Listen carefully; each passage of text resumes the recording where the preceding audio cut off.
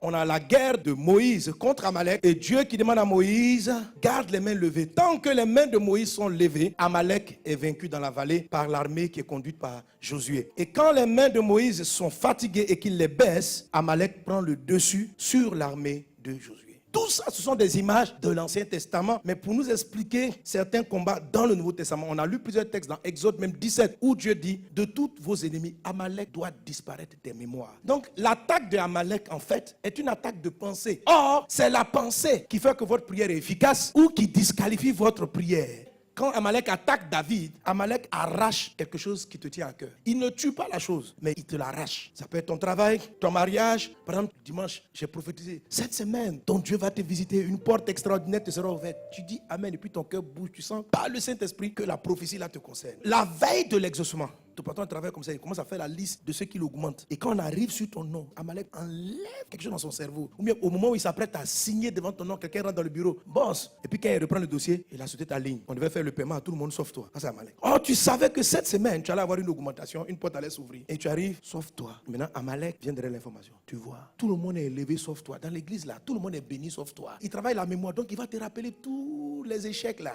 Il te fait oublier tous les succès. Et il met en avant les souffrances de ta vie. Et quand Amalek prend ton cœur, quand tu te mets à genoux pour prier, tu n'arrives pas à prier. Parce que les pensées n'arrivent pas à se connecter à Dieu. Les pensées ne font que réfléchir à la misère. Et puis des larmes tombent. Jésus. Tu peux même plus dire Jésus. Après tu es là. C'est ce qui est arrivé aux disciples. Lorsqu'ils sont montés à Gethsémani, c'était une attaque d'Amalek. Jésus a dit ceci, c'est l'heure des ténèbres. Mon âme est triste jusqu'à la mort. Jésus savait qu'il allait partir à la croix. Mais pourquoi cette soirée-là, cette information de je vais mourir à la croix était devenue si angoissante? Quand vous parlez d'angoisse, de peur, de trouble, Amalek est dans le quartier. Après avoir prié, il se leva, vint vers les disciples qu'il trouva endormis de quoi? C'est pas endormis de fatigue. C'est la tristesse. Ils ne savaient pas pourquoi. Ils étaient tellement tristes qu'ils ont dormi. Ça veut dire que tu es tellement triste. Au lieu de prier, tu ne pries pas. Ça veut dire que tu te lèves en espérant que demain sera meilleur. Et quand tu te lèves, demain n'a pas changé. Et cette attaque-là, elle vient toujours la veille des grands miracles. Donc quand Amalek arrive, soyez contents. Mais votre âme va devoir lutter. Parce que pour vous connecter à la pensée de Dieu, ça va devenir difficile. Amen. Tu vois, tu étais au bord d'un grand miracle. Donc soit Amalek t'élimine, soit tu gagnes. C'est-à-dire vous ne pouvez pas gagner vous deux à la fois. Tu dois vaincre cette tristesse qui abat ton âme. La bataille avec Amalek ne finit pas vite. Quand Moïse s'est battu avec Amalek, il devait garder les mains levées. La Bible dit, quand Moïse a trouvé la bonne méthode, il est resté ferme jusqu'au coucher du soleil. Amalek est persistant. Je te brise. Quand tu as fini de briser, tu vas pleurer. C'est-à-dire même en brisant, tu n'as pas la force même de briser. C'est un bon combat. Mène le combat. Voici comment Moïse a pris la victoire. La vraie bataille se passait sur la montagne où était Moïse. Et il devait garder une position inconfortable, c'est-à-dire les mains levées. Or, naturellement, les mains de l'homme ont envie d'être baissées. Qu'est-ce que Dieu veut nous dire par là? Que face à Amalek, continue d'élever Dieu. C'est-à-dire, tout semble s'écrouler autour de toi, mais continue de dire Dieu est grand. Il ne faut pas chasser les démons, dis qu'il est grand. Or, la réalité que tu vis, tu as envie de dire Jésus, ce que tu fais là, je n'ai pas envie de dire que personne n'est comme toi. J'ai envie de dire que je suis fatigué. Je suis fatigué. Mais continue de dire, personne n'est comme toi. On vient te dire, on t'a sauté, on a envoyé les enveloppes à tout le monde, sauf à toi. Comment le patron peut t'oublier? Toi qui as décanté la situation. Oh, c'est même pas volontaire. Et Amalek prend ça, va te montrer l'ingratitude des gens. Tout ça, c'est pour caler ta promotion. Tu vas être promu. Et tu vas avoir la surabondance bien au-delà. Donc Amalek t'a attaqué pour qu'on t'arrache ça, pour casser ton âme. De sorte que tu ne puisses pas passer à la surabondance. Mais pour passer à la surabondance, même quand tu viens apprendre la nouvelle, dis, mon Dieu est grand. Garde les mains levées. Ne les baisse pas. Tu as les larmes dans les yeux. Personne n'est comme toi. Trahison, abandon. Tu es le Dieu de l'impossible. Tu es le Dieu grand. C'est ça les mains levées. Mais cette posture-là, elle est très difficile à garder. Parce que l'information te dit de ne pas dire que Dieu est grand. Et c'est pourquoi Moïse s'épuisait. Quand vous avez ce type de promesse, dimanche vous arrivez au culte, la prédication vient vous fortifier. Prends courage, ton Dieu est vivant.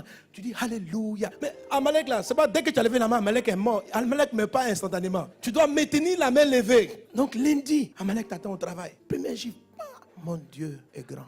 Ah Seigneur, moi je suis fatigué, je ne peux plus. Fais-moi sortir de ça. Pourquoi tant de souffrance? Tes mains sont en dessous. Amalek prend le dessus. La situation continue. Ta main s'est abattue jusqu'à dimanche qui va suivre. Et tu arrives au culte encore. Ton Dieu est vivant. Cette semaine, tu verras un miracle. Alléluia. Mes mains sont levées. Mes mains sont levées. Mais lundi arrive. Mardi, mercredi. À un moment donné, Amalek te dit, est-ce que ça vaut la peine d'aller à l'église? Parce que c'est toujours la même chose. Tu es encouragé, après la semaine te frappe. Amalek va te dire, il faut baisser les bras en même temps. Il faut te décourager. Ne baisse pas les bras. Ne baisse pas les bras. Est-ce qu'on est ensemble? Même qu'on le veuille ou pas, à un moment donné, on ne peut pas tenir. Moïse était trop fatigué. Et qu'est-ce qui s'est passé? Ses amis qui étaient à côté sont venus, ils ont déposé un rocher. La Bible dit, Moïse s'est assis sur la pierre. La pierre, c'est le Christ. Il y avait un rocher qui se promenait avec les Israéliens dans le désert, qui donnait de l'eau, qui donnait de la force, qui donnait un abri. Et Paul nous révèle qu'en fait, ce rocher-là, c'est le Christ. Donc, quand Moïse était fatigué de tenir sur ses jambes, tu es fatigué d'avoir à lutter contre cette même maladie qui n'en finit pas. Et Amalek est derrière cela pour dire, la maladie là va te tuer.